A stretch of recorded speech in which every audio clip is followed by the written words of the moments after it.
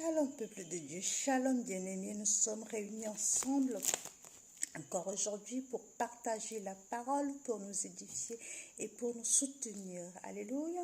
Donc, d'ores et déjà, je remercie tous ceux qui regardent ces vidéos, tous ceux qui participent, tous ceux qui laissent des commentaires. Je salue vivement tous les hommes de Dieu qui regardent ces vidéos et qui soutiennent l'œuvre de Dieu par leurs prières, par leur encouragement. Soyez d'ores et déjà bénis, bénis, bénis, bénis, bénis. Que l'Éternel vous remplisse, que l'Éternel vous comble davantage de ses bienfaits et que l'Éternel vous élève davantage. Alléluia. Avant de commencer toute chose, nous allons incliner nos têtes et nous allons remettre cet instant dans les mains de notre Seigneur. Alléluia. Père éternel, Dieu de gloire, Dieu de miséricorde, nous te louons, nous te magnifions, nous te célébrons pour cette belle journée qui commence encore. Oh, merci Yahweh, parce que tu es le Dieu plus que vainqueur, et en toi nous sommes plus que vainqueurs. Permets, Père, qu'en cet instant précis, ta puissance puisse descendre et toucher chaque personne qui regarde et écoute ces vidéos. Oh Yahweh, en ce moment, je t'offre ma bouche, je t'offre mes yeux, je t'offre mon corps tout entier. Viens me remplir de toi, viens parler à travers moi, Père. Cependant que ce ne soit pas ma volonté, mais que ta volonté se fasse en moi. Efface ma présence et viens parler à travers moi. Alléluia. Père éternel, je te prie de permettre à ce que ce message puisse toucher quelqu'un, puisse changer la vie de quelqu'un, puisse parler à quelqu'un. Oh oui, Père éternel, ta parole ne revient jamais à toi sans faire de fait. Alors permets que cette parole puisse s'enraciner dans la vie de quelqu'un et changer sa destinée. Alléluia. Tu es le Dieu de l'impossible. Je te loue, je te magnifie, je te rends grâce pour tout ce que tu as commencé à faire dans la vie de toute personne qui regarde ces vidéos et tout ce que tu feras encore. Et merci pour les âmes qui nous rejoignent. Alléluia, alléluia. Aujourd'hui, nous allons continuer et bientôt finir. La prochaine vidéo, ce sera fini avec la série Blessé mais pas condamné. Alléluia, blessé mais pas condamné. Je remercie toutes les personnes qui font des témoignages. Nous allons faire une vidéo spéciale témoignage et rendre grâce au Créateur de l'univers pour tous ces bienfaits qu'il est en train de faire dans la vie de chaque auditeur. Alléluia. Donc, nous allons continuer cette série et entendons-nous bien, ces blessures, ce sont des blessures de l'âme et ce sont des blessures qui ont été creusées à partir de 1 à 3 ans et qui s'accentuent avec le temps. Si jamais on ne se rend pas compte, si jamais on ne prend pas conscience et si jamais on ne guérit pas, on n'en prend pas soin, voilà, une blessure ça se soigne, il faut prendre soin, il faut penser et puis il faut laisser cicatriser, mais si cela n'arrive pas, c'est que ça continue à l'âge adulte, ça perdure et aux petits mots, les petits soucis, le grand mot, les grands remèdes. Donc quand nous sommes grands, ces blessures s'accentuent avec les problèmes dans les couples et c'est vrai que cela devient pénible et pour nous et pour le conjoint parce que dans ce cas, on ne trouve plus de solution parce que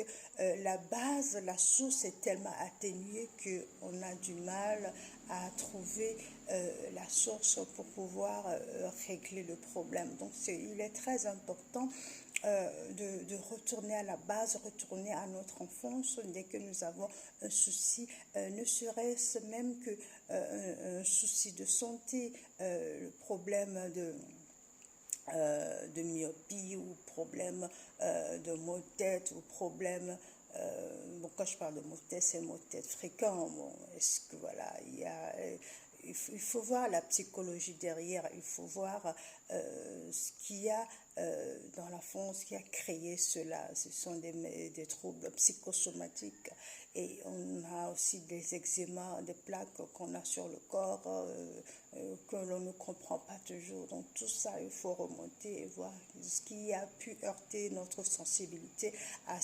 certain âge et qui s'est accentué par le temps. Bon, bien sûr, moi j'ai dit quelques troubles, quelques pathologies, mais il s'avère qu'il y en a plus que ça. Donc voilà, il faudrait retourner dans l'enfance, il faudrait voir la source d'où ça vient afin de pouvoir traiter. Parce que les médicaments ne traitent pas toutes choses. Alléluia, les médicaments ne traitent pas toutes choses. Nous allons avancer. Ha. Où irai-je? Oh, que ferai-je sans toi? Où irai-je? Que ferai-je sans toi? Que serait mon histoire? Oh, si on m'enlevait Jésus? Que serait mon histoire si on m'enlevait Jésus? Où irais-je? Que ferais-je sans toi? Où irais-je? Que ferais-je sans toi? Que serait mon histoire si on m'enlevait Jésus? Que serait mon histoire si on m'enlevait Jésus? Que serait mon histoire si on m'enlevait Jésus? Mon histoire serait rien, sans vie, sans goût, voilà, je serais rien. Donc, aujourd'hui, nous allons voir les blessures d'humiliation. Alléluia. Les blessures d'humiliation, ce sont des blessures, comme je dis tout à l'heure, comme les autres, qui se réveillent à partir de 1 à 3 ans. Qu'est-ce qui se passe? À partir de 1 à 3 ans, l'enfant commence à marcher, l'enfant commence à parler. L'enfant commence à s'alimenter seul. Donc, il est évident que au début, l'enfant est un peu gaucher, l'enfant est un peu des soucis de coordination de ses mouvements. Donc, il est un peu goujat, il en met partout. Il est un peu maladroit, alors forcément, il y a des parents qui haussent le ton, qui crient sur l'enfant, mais qu'est-ce que t'as fait, mais t'as vu, t'es sale. Et en fait, si on veut, tous ces mots, toutes ces paroles que l'on dit à l'enfant dès le bas âge, créent quelque chose dans l'enfant. Alléluia, ça crée quelque chose dans l'enfant, ça crée une incompréhension, et qui fait que l'enfant est choqué, l'enfant est traumatisé.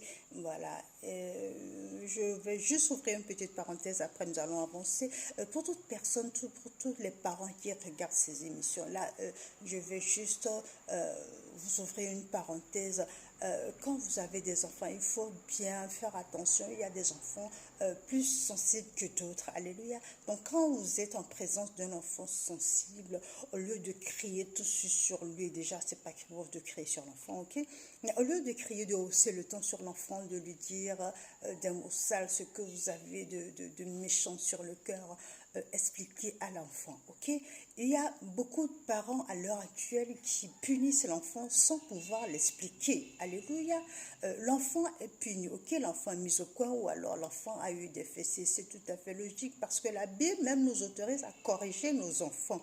Mais cet enfant devient nerveux, cet enfant devient récalcitrant ou bien désobéissant parce que à force d'être puni, l'enfant ne comprend plus rien. Donc l'enfant se dit de toute façon, quoi que je fasse, je vais être puni, alors je vais bien le faire, comme ça on va me punir et puis voilà, on aura tout gagné. Je vous en supplie. Quand vous punissez l'enfant, avant de punir l'enfant, il faut lui expliquer. Tu sais pourquoi je vais te punir? Parce que ça, tu ne l'as pas bien fait, parce que si, parce que ça, et tu le punis. Quand il revient, demande-lui s'il a bien compris le pourquoi il a été puni. Parce que si cela ne se fait pas, l'enfant dans son coin va être frustré. Ce qui se passe derrière les pensées de l'enfant, vous ne savez pas. Donc il va se déclencher quelque chose qui va créer des troubles psychosomatiques. Et quand l'enfant va revenir, il va se dire, de toute façon, moi j'avais une bonne intention, mais celui ou celle qui m'a puni a été mal intentionné, donc cette personne ne m'a pas compris. Alors prochaine fois, moi je vais continuer mon raisonnement. Alors que si l'enfant comprend votre raisonnement, si l'enfant épouse votre raisonnement, ou si vous épousez son raisonnement, parce qu'il se peut que c'est vous qui ayez mal compris l'enfant. Cela arrive. Là, il y aura, vous pourrez discuter, chacun pourra comprendre l'autre, et la punition, peut-être qu'il n'y a même pas lieu de punir, ok. Donc, ce serait plus adapté, ce serait plus compris, et vous aussi, vous saurez que l'enfant a fait ça à cause de ça. Donc, prochaine fois, il n'y aura pas de souci, il n'y aura pas de conflit. Mais si vous punissez l'enfant sans le comprendre et sans chercher à comprendre pourquoi il a fait ça, ça va se répéter et c'est ça qui crée tout ça dans l'enfant. Merci beaucoup pour la compréhension. Nous allons continuer. Donc, dans la Bible, nous allons voir des personnes qui ont été humiliées. Alléluia. Là, il s'agit de toute une famille. Donc, c'est quand cette blessure se déclenche. Cette blessure se déclenche quand un parent a honte de son enfant. Alléluia. C'est quand le parent voit l'enfant qui a mangé, qui en a mis partout, alors l'enfant qui trébuche sans arrêt parce qu'il est encore déséquilibré, il a du mal à marcher, à bien tenir sur ses pieds. C'est tout à fait normal, mais vous m'envoyez bien désolé, ça agace certains parents. Voilà, certaines femmes, certains parents, certains papas, ça les agace. Mais tu ne peux pas tenir sur tes pieds. Voilà. Ce qui fait que l'enfant est déstabilisé, l'enfant ne sait plus quoi faire. Nous allons voir dans la Bible un personnage que vous connaissez très bien, qui s'appelle David, un homme selon le cœur de Dieu. Nous allons voir sa femme, c'est toute une famille, ses enfants. Et ce passage se trouve dans le passage de 2 Samuel 1, 13. 2 Samuel 1, 13, verset 1 à 22. Je vous laisse lire tranquillement entre vous. Mais sachez bien qu'il s'agit de Tamar, la fille de David. Bon, vous savez bien que David a eu plein d'enfants avec des femmes différentes. Ok. Donc, il s'agit de Tamar, une des filles de David, qui a été violée par son demi-frère Amnon. C'est-à-dire que voilà, ils ne sont pas de mères différentes. Donc, quand Amnon a vu Tamar, il l'a trouvée tellement belle qu'il a voulu aller avec. Et il y a un de ses amis, un de ses meilleurs amis de Amnon qui l'a conseillé, mais fais-le venir dans ta chambre, dis à ton père que tu es malade, et donc elle viendra te servir et tu pourras te satisfaire. Et donc, quand Amnon est venu, effectivement, Tamnon a abusé d'elle. Donc, Amnon l'a violée. Amnon l'a violée, pardon. Qu'est-ce qui s'est passé? Donc là, il y a un triple humiliation. Pourquoi?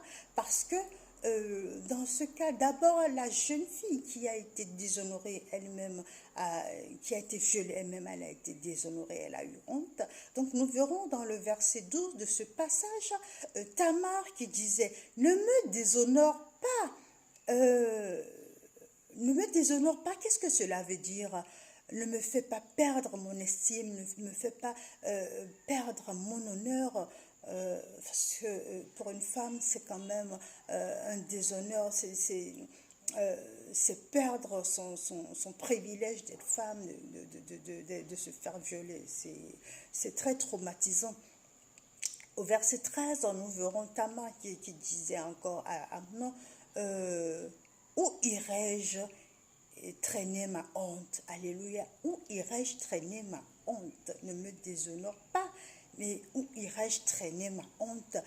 Cela veut dire non seulement elle a honte, mais elle se sent humiliée. C'est comme si c'est marqué sur sa peau, sur son front, partout où elle est, sur ses habits. Femme déshonorée, femme violée, femme humiliée. C'est ça l'humiliation en fait. C'est un petit peu quand tu passes, tu as l'impression que tout le monde te regarde comme si tu as la boue, ou tu as des taches, ou tu portes les marques de tout ce qu'on te reporte, tout ce qu'on te reproche sur toi. Donc c'est comme des taches indélébiles, c'est comme si c'est flagrant, comme si c'est flash, comme si ça se voyait quand tu passes, dès que tu réagis. Et une personne blessée par une humiliation, une personne qui a été humiliée, c'est exactement l'impression que cette personne a quand elle passe, même dans la ruelle, la honte, des fois on voit ce genre de personnes qui baissent la tête, qui n'osent pas parler en public et tout ça, parce que elles ont honte de ce qu'on leur a reproché, et ça revient sans arrêt, tu vois, t'arriveras à rien, tu vois, t'es gaucha, tu vois, t'es sale, tu vois. Et voilà, c'est un petit peu ce que Tamar a reproché à son frère, c'est un petit peu ce que Tamar nous disait ici. Voilà, je me sens déshonorée, j'ai perdu l'estime de moi-même, euh, j'ai honte. Voilà, c'est que ces personnes ont honte d'eux-mêmes et puis ils ont honte du regard des autres. Qu'en dira-t-on? Qu'est-ce que les autres diront de moi? C'est comme si c'est marqué sur moi. Où est-ce que je pourrais y aller? Et souvent, la phrase culte de ces genres de personnes, c'est j'ai envie de rentrer dans un trou. Oh là là, j'ai envie de m'enterrer. Là, j'ai envie de disparaître tout de suite. C'est comme si tout le monde lui montre de doigt et tu as fait ça, oui, c'est toi qui as fait, oui, tu as fait, oh là là, c'est déshonorant, oh là là, c'est honteux, oh, tu t'es vu, mais cache-toi. C'est exactement ce que ces personnes ressentent en eux. Et c'est vraiment pénible. Je ne sais pas si vous avez déjà vécu ça. C'est vraiment pénible. Donc, nous en revenons au texte. Et donc, Tamar a été violée par son frère Amnon. Et elle, par la Bible, nous disait par la suite, si vous avez le temps chez vous, je vous en supplie, lisez ce passage, c'est vraiment très intéressant. Donc la Bible nous dit par la suite qu'elle elle s'est mis le cendre sur la tête. Donc en fait, à l'époque, le cendre sur la tête, c'est un signe d'humiliation, c'est un signe oui, d'humiliation. On a vu par exemple son père David, quand David est allé avec Bathsheba, cette femme de son serviteur Uris, voilà, David, il s'est humilié par le jeûne et il a mis du cendre sur la tête. Donc à l'époque, c'était un signe d'humiliation. Voilà, comme si on est déshonoré, comme si on n'a plus de sens à la vie, comme si on était perdu. Voilà. Et donc, toute personne qui te déshonore, ce qu'il faut savoir quelque part, c'est que cette personne elle-même est déshonorée. C'est une personne qui a une blessure, des blessures à l'intérieur d'elle, une personne qui n'est pas épanouie forcément. Donc, ici, dans le cas de Amnon, la Bible nous dit que une fois qu'il a commis l'acte, il avait envie de son frère, il avait pardon, de sa soeur, de sa demi-sœur, il avait envie aller avec elle. Mais une fois qu'il a commis cet acte, il était énervé, voilà, il ne voulait plus le voir, il ne voulait plus la voir. Voilà, il y a une haine, une certaine haine qui est rentrée en lui.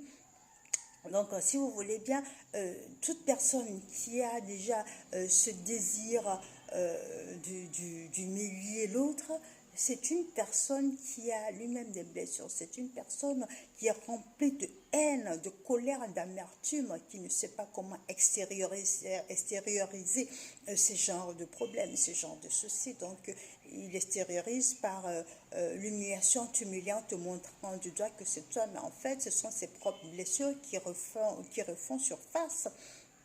Alléluia. Je vais encore ouvrir une parenthèse. Ce que nous devrons savoir, c'est que ces blessures, à force de perdurer, à force de ne pas être traitées spirituellement, ce sont des blessures qui donnent accès au malin dans notre corps. Donc, la plupart du temps, nous devenons des gens qui sont possédés. Donc, le malin, il va prendre le mal plaisir à t'utiliser. Donc, tu vas être quelqu'un de haineux, quelqu'un de colérique. Quelqu'un de colérique, c'est quoi? C'est quelqu'un qui peut même commettre un meurtre tellement tu as la haine, la colère en toi. C'est ce qui est arrivé à Caïn dans la Bible. Caïn a tué son frère Abel. C'est parce qu'il était animé par l'esprit de jalousie, de haine, de colère, de frustration contre Jéhovah qui a tranché favorable l'offrande de Abel.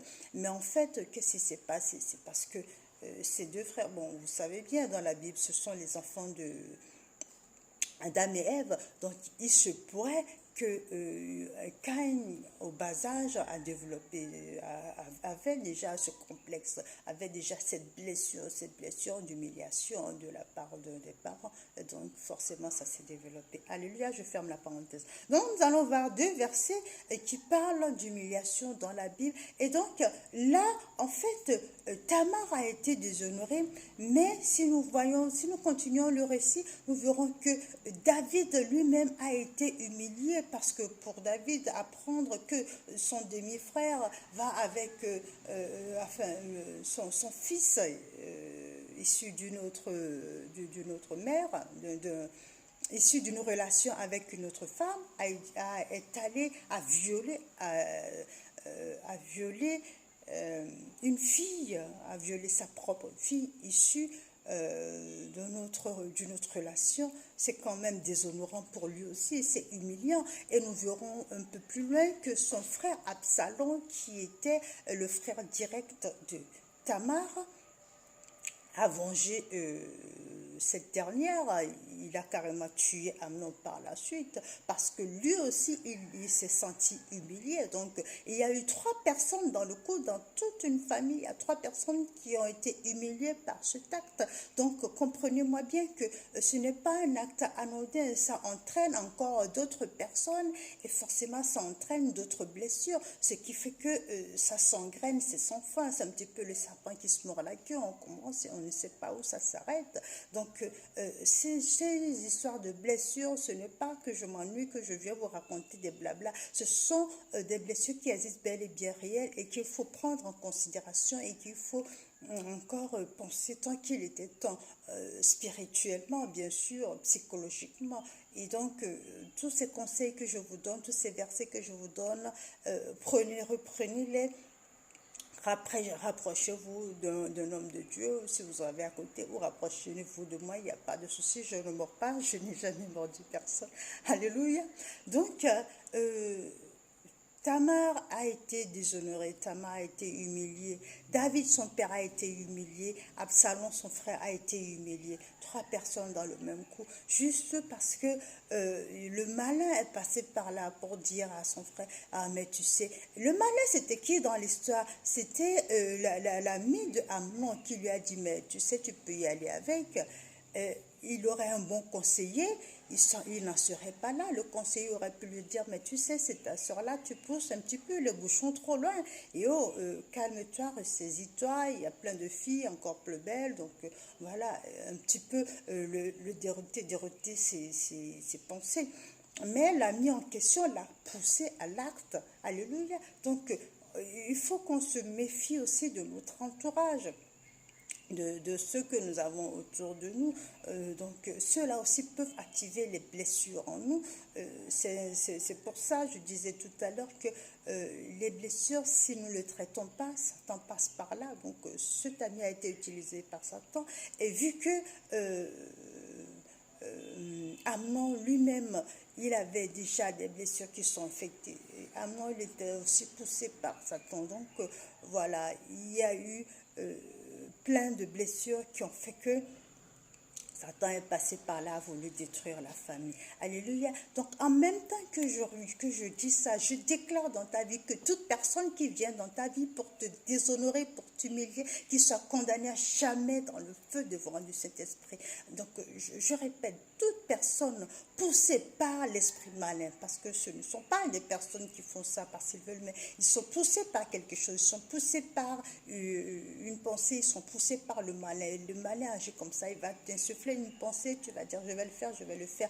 Et tant que tu n'as pas accompli l'acte, tu n'es pas tranquille, tu n'es pas en paix, tu vas être persécuté. Donc, toute personne poussée par l'esprit qui te persécute en ce moment, qui te déshonore, qui t'humilie, qui vient dans ta vie pour commettre cet acte, je condamne cet esprit dans le feu dévorant du Saint-Esprit. Je déclare dans ta vie que la paix, la joie, l'amour remplissent ton cœur. Alléluia. Nous allons enchaîner avec les versets.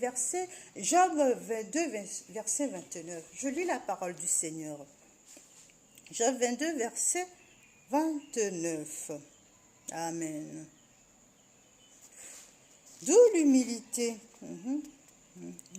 Si l'on t'humilie et que tu dises, c'est de l'orgueil, mon Dieu, c'est de l'orgueil, alors Dieu sauvera celui qui baisse les yeux. Il délivrera même le couple. Il délivrera, voilà, même le coupable.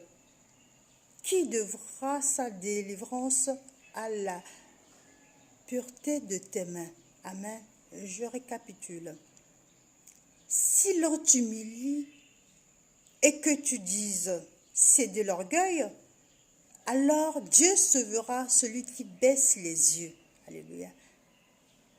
Celui qui baisse les yeux, c'est qui? C'est toi. On t'humilie, tu dis, tu baisses les yeux, tu dis, c'est de l'orgueil. Tu baisses les yeux, cela veut dire, tu ne réagis pas, tu ne réponds pas à l'humiliation qui s'est dirigée contre toi. Donc, tu ne réagis pas, tu baisses les yeux. La Bible est en train de te dire que Dieu sauvera celui qui baisse les yeux. Que si tu ne réagis pas, si tu ne réponds pas à cette humiliation, c'est-à-dire que Dieu plaidera coupable. Dieu viendra te délivrer. Alléluia. Dieu plaidera coupable en ta faveur. Il délivrera même le coupable. Voilà. Qui devra sa délivrance à la pureté de tes mains. Alléluia. Il va le sauver, mais lui, il devra à la pureté de tes mains. Cela veut dire que lui devra rendre compte à son Dieu pourquoi il t'a fait autant de mal, pourquoi il t'a agressé, pourquoi il t'a mis dans ce état. Nous allons continuer avec le verset de Jérémie 15, verset 9. Jérémie 15, verset 9. L'agitation et le pouvoir. Celle qui avait enfanté 7 fils est épuisée. Elle rend l'âme, son soleil se couche quand il est encore jour. Elle est couverte de honte, elle en rougit. Ceux qui restent, je les livre à l'épée devant leurs ennemis. Alléluia, alléluia. Le temps est passé. Nous allons incliner nos têtes, nous allons remettre cet instant dans les mains du Seigneur. Alléluia.